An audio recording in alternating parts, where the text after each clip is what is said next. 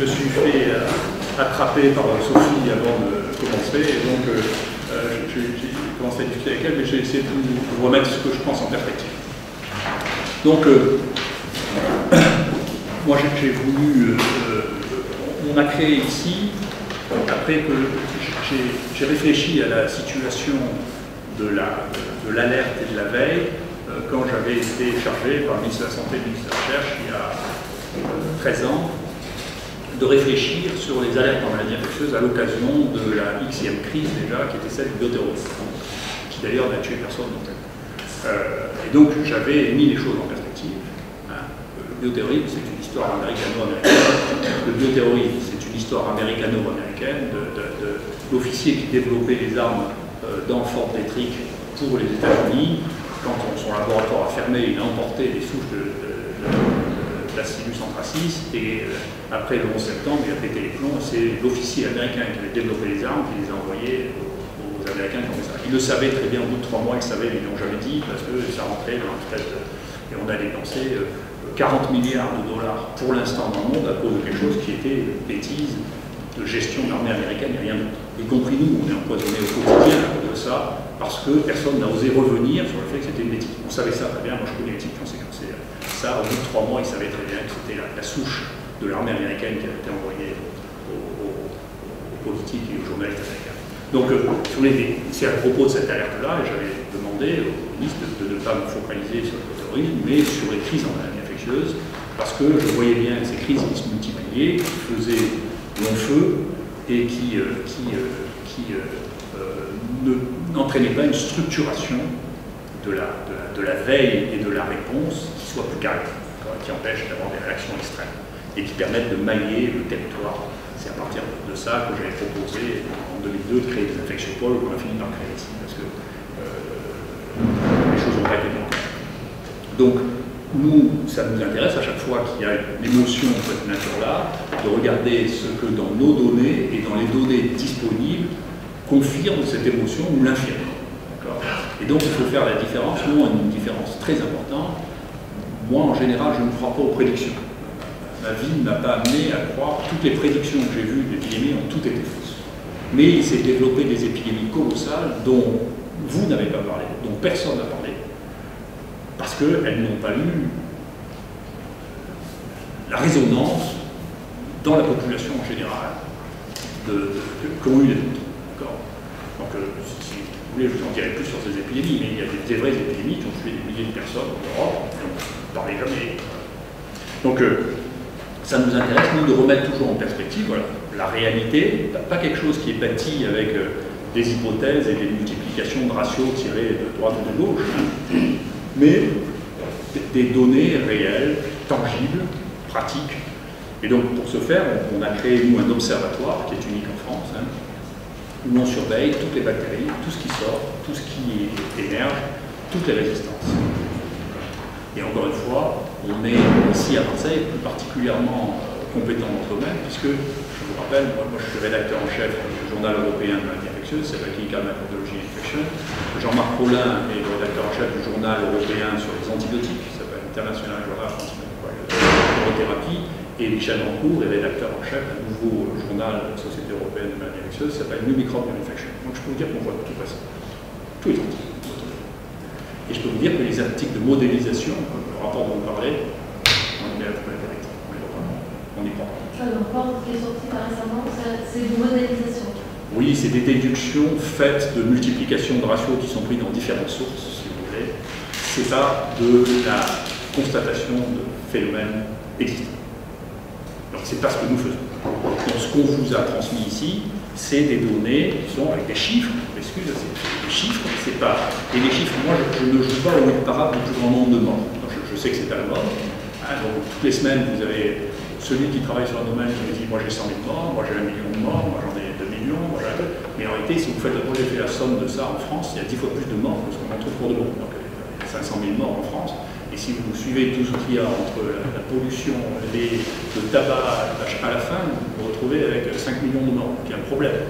C'est que donc il y a plus de morts annoncées que de morts réelles. Et tout ça parce que ce sont des déductions.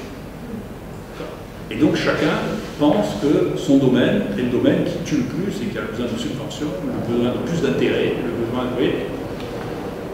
Ce qui va un peu, c'est ce que je disais, contre ce que l'on constate, parce que si on dit l'industrie pharmaceutique ne fait plus de médicaments, c'est parce que, c'est pas par hasard, l'industrie pharmaceutique, son rôle, c'est pas de faire des médicaments, c'est de gagner de l'argent. Donc si elle ne fait pas de médicaments, elle ne fait pas de médicaments là où il n'y a pas d'argent à gagner. Et là où... Pourquoi ça n'a pas besoin? Parce qu'on n'a pas besoin, on n'a pas besoin de nouveaux médicaments. Donc pourquoi voulez-vous qu'elle en fasse? Il y a des enfants. Non. Non. Enfin, ils font des dérivés d'anciens médicaments et encore ils n'arrivent pas à les prendre.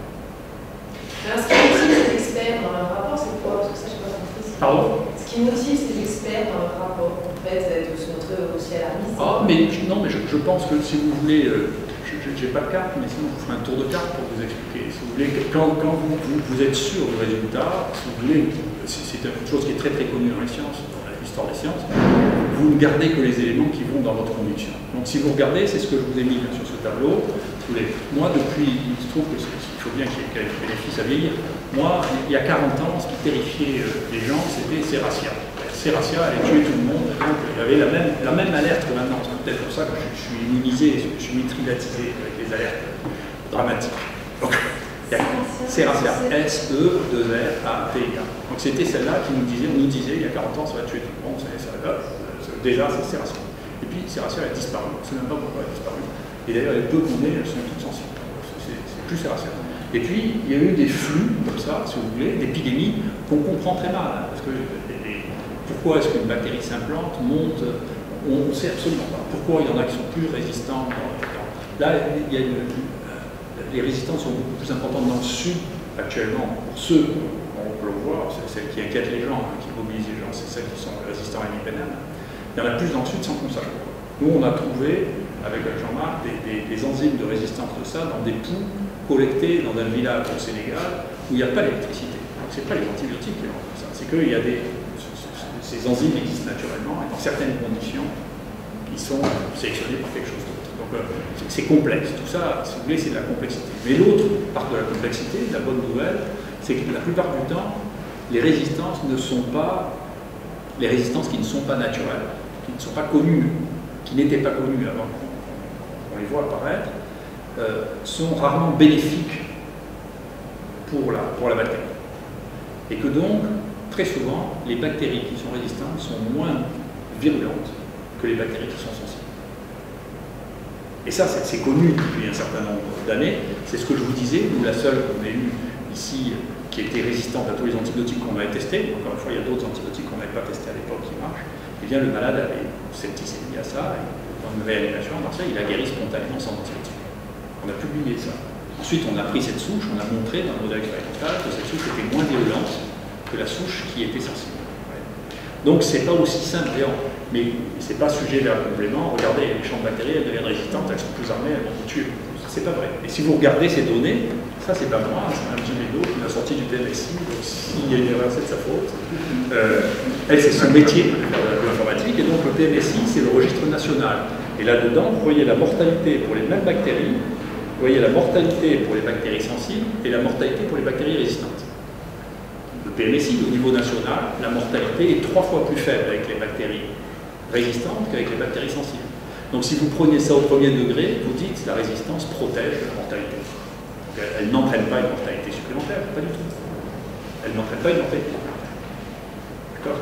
Ça, c'est pas moi, c'est donné. Donc, si vous voulez, il faut ramener les choses à... Et donc, qu'est-ce qui s'est passé? En réalité, pour nous qui surveillons depuis 14 ans la résistance, et je pense que ça se passe à peu près partout comme ça, eh bien, nous avions un taux de résistance extrêmement élevé d'un des 3 grands tueurs, c'est le staphylocoque.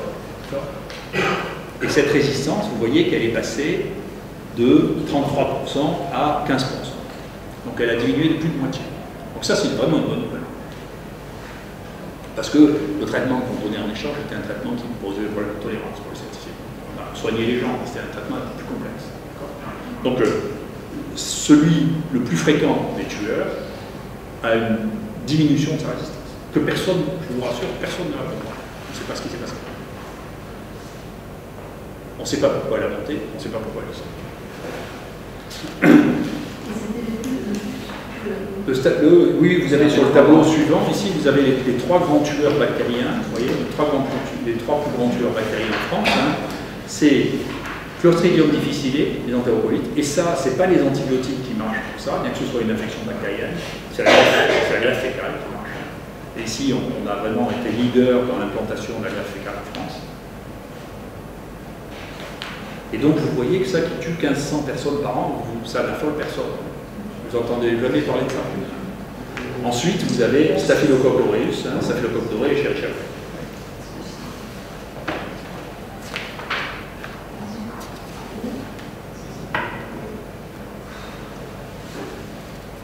Voilà. Ensuite, vous avez le hit parade des bactéries qu'on trouve ici. Je pense que ce qu'on trouve ici, c'est ce qu'on trouve un peu partout en France, vous voyez. Et vous pouvez regarder ensuite si leur résistance diminue ou augmente. Vous verrez on n'est pas au milieu d'un désastre. Et vous avez toutes les données de ce que nous surveillons, nous, en permanence, et puis vous avez tous les articles qu'on a fait sur ces domaines-là, on a déjà publié.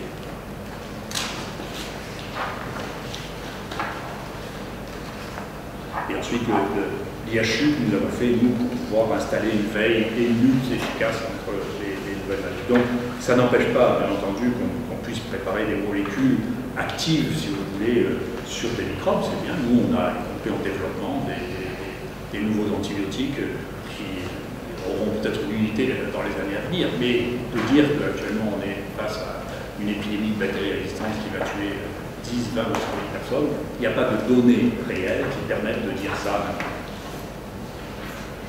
Mais vous, sur combien de cas vous avez votre observation? Ah ben, le PMSI, c'est la France entière. Ça, c'est la France entière, ça ne va pas nous donner à nous, ça c'est la France entière. C'est accessible, ça, il suffit d'aller regarder. C'est accessible, c'est la France entière. Ça, c'est la France entière. Et ça, c'est nous, ce qu'on voit ici. C'est notre évaluation, nous, de toutes les bactéries, de tout ce qu'on suit depuis 2011. C'est la vigilance. Je crois qu'il faut être vigilant, il faut être attentif. Et nous, on a mis au point un système, on a publié, on a connaissance d'ailleurs les seuls à avoir publié ça en France, des systèmes de détection d'événements anormaux qui nous ont permis de faire 90 alertes, c'est ça? 90 alertes? Oui, c'est une centaine. Une centaine d'alertes auprès de l'ARS en disant, regardez, il y a un phénomène anormal. En l'espace de 3-4 ans. Hein.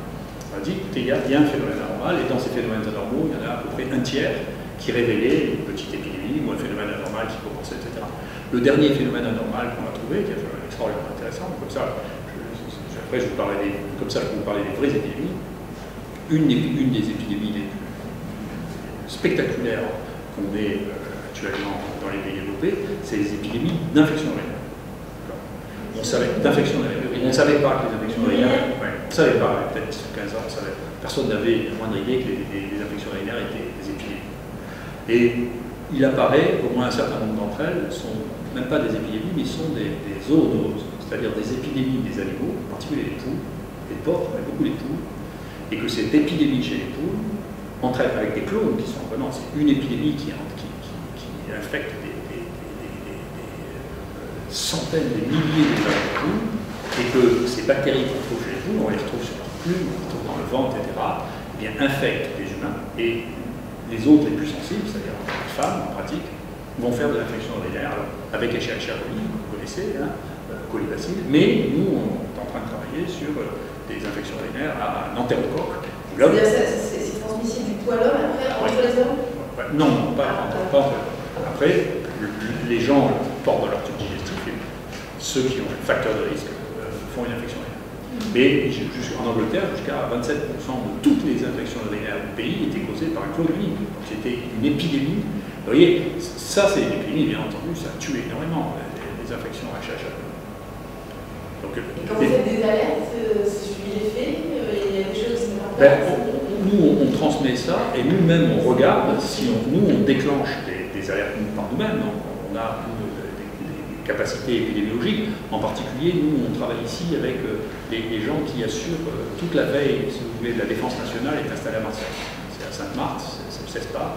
Et donc, ils sont associés à nous dans cette veille, si vous voulez, parce que les outils qu'on développe sont des outils qui les intéressent en même temps, et celui qui a développé ces outils avec nous, c'est celui qui a développé tout le système de veille et de l'alerte de l'OTAN. C'est des gens qui sont des spécialistes de détection de FIA.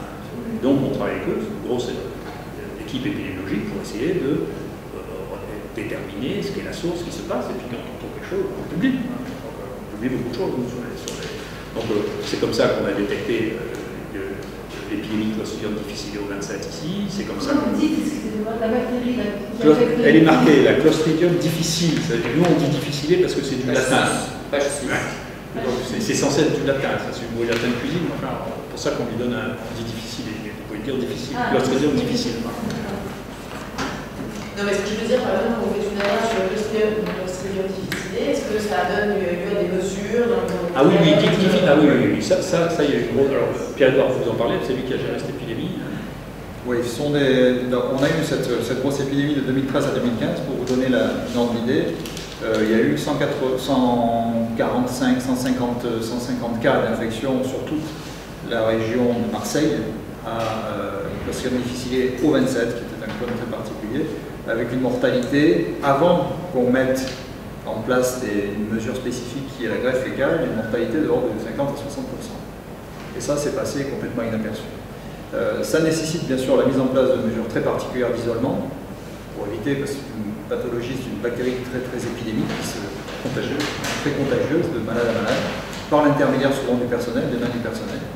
Et ça nécessite des mesures d'isolement très particulières. Pour vous donner une idée, sur les 150 cas à peu près de cette épidémie, 60 cas sont survenus dans le même établissement de la région marseillaise. Donc dans cet établissement-là, il y a eu une épidémie très importante qui a eu beaucoup de mal à juguler. C'est des cas groupés, on appelle des cas groupés. Ce sont des cas groupés, absolument, tout à fait. Donc un caractère contagieux de cette bactérie très important. Et une mortalité également très importante. Et le simple fait d'avoir mis en place, cette mesure de traitement innovante qui est la greffe fécale a réduit la mortalité de 50-60% à moins de 10%. Brutalement. Moins de 10%. Brutalement. Je vous rappelle, la plupart des antibiotiques sont des molécules initiales sont sécrétées par des microbes. Ce n'est pas nous qui les avons inventées. Ça fait partie du patrimoine de notre écosystème. C'est de l'écologie. Les bactéries et les levures ont inventé des antibiotiques pour se disputer entre eux. Vous imaginez que dans votre corps, vous avez, je ne sais pas combien, 10 puissance 14 bactéries archées qui se chiffonnent tout le temps, plus avec toutes celles de l'extérieur. Et ça, ils ont inventé une série d'armes qui sont les antibiotiques. C'est eux qui ont inventé ça. Et donc nous, et ça existait bien avant qu'il y ait les hommes, et la résistance aux antibiotiques existait bien avant que nous, on utilise les antibiotiques, puisque les bactéries se défendaient. Leur donner un coup de bâton, elles mettent un bouclier. Et donc tout ça, ça a été inventé bien avant qu'on s'en mêle, bien avant que les hommes s'en soient. On pense que les bêta-heptamases, les antibiotiques qui coupent la pénicilline, ont 3 milliards d'années. C'est pas nous, dedans, les derniers arrivés. Ça, c'est un patrimoine. C'est-à-dire qu'on a un patrimoine de molécules, qui sont des molécules qui nous viennent de l'environnement, pour le coup, et ce patrimoine, il nous faut l'utiliser. Alors, ces molécules ont été perfectionnées par l'industrie chimique pour les rendre plus performantes, mais nous sommes maintenant dans un virage très important, qui est que nous avons répondu à toutes ces questions par de l'innovation. C'est-à-dire, à chaque fois que nous avions un problème, nous nous tournions vers la recherche pour dire, écoutez, trouvez-nous un nouveau truc. Et ça a marché puisqu'on n'avait rien à ce départ. Il a fallu découvrir toutes ces familles microbiennes, en fouiller dans les microbes, les levures. Mais maintenant, nous avons un patrimoine. Et ce patrimoine, nous en servons très bien. Là, il y a une étude qui a été faite récemment sur ces 33 molécules. Eh bien, les pays les mieux armés de tous en ont les 2 tiers. La France est bien placée, on est les mieux placés avec les États-Unis. On a les 2 tiers de ces molécules. Les pays comme la Suisse non plus, peut-être parce que c'est eux-mêmes les plus grands fabricants d'antibiotiques, ils n'ont plus qu'un tiers de ces molécules. Et c'est-à-dire que, comme vous dites, elles ont dans les laboratoires, elles ne sont plus commercialisées. Vous ne pouvez plus les utiliser. Et donc, moi je me rappelle, au moment de l'histoire sur le bioterrorisme, si vous voulez, la molécule qui est la plus efficace pour traiter le charbon, c'est une molécule qui est une vieille molécule, qui s'appelle la doxycycline, qui existe par voie veineuse, mais on ne pouvait plus en importer en France. Quand il fait débloquer le fait, il n'y a que quelques hôpitaux. Nous, on en a à Marseille, on est allé en chercher en Espagne, en Allemagne, parce qu'on n'avait plus en France. Et c'est les médicaments de référence. Mais c'est-à-dire qu'il n'y a plus d'autorisation? Non, ça n'est plus importé. Personne ne l'importe. Personne ne l'importe. Il n'y a plus d'importation.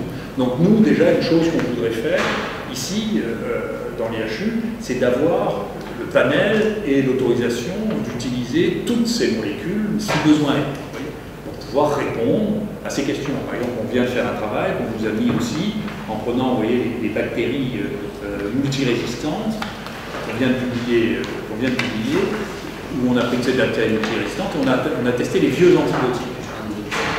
C'est page 22. Et donc, ce qu'on voit, c'est qu'il y a plein de vieux antibiotiques, dont un qui est une merveille, je connais bien depuis longtemps, qui s'appelle la minocycline. Et cet antibiotique, il marche sur 75% de ces bactéries multirésistantes qui font peur à tout le monde et ils ne coûtent rien. Ça coûte, je sais pas quoi, 10 centimes le comprimé. D'accord. Donc, c'est page 22, vous voyez, l'activité des vieux antibiotiques sur les bactéries très résistantes gram négatifs. Voilà, qui est sur point d'être publié. Vous voyez donc, il y a un vrai truc, c'est que les gens ne les testent même plus, ils ne les regardent même plus, ils ne savent même plus que c'est actif. Donc, parce que, globalement, on a été tout entraîné par les nouveaux médicaments, l'innovation. On a toujours pensé qu'il fallait quelque chose de plus nouveau pour soigner les choses qui apparaissaient maintenant. Mais ce n'est pas vrai. Donc, ça s'appelle un changement de paradigme. Il faut avoir un changement de paradigme. C'est-à-dire qu'il faut se tourner vers notre patrimoine pour utiliser toutes les ressources de notre patrimoine et qu'on puisse avoir ces molécules, mais ce qui pose un problème économique parce que ces molécules ne sont pas rentables. Donc qui c'est qui vend les molécules pas rentables? Elles sont produites en Inde, elles sont produites en Chine, mais elles ne sont pas rentables. Qui achète ces molécules? Qui les vend? Et donc quand vous êtes dans un truc qui n'est pas rentable, on a besoin de définir un nouveau modèle économique, politique. J'en sais rien, moi je ne suis pas politique. Très bien. Plus de questions?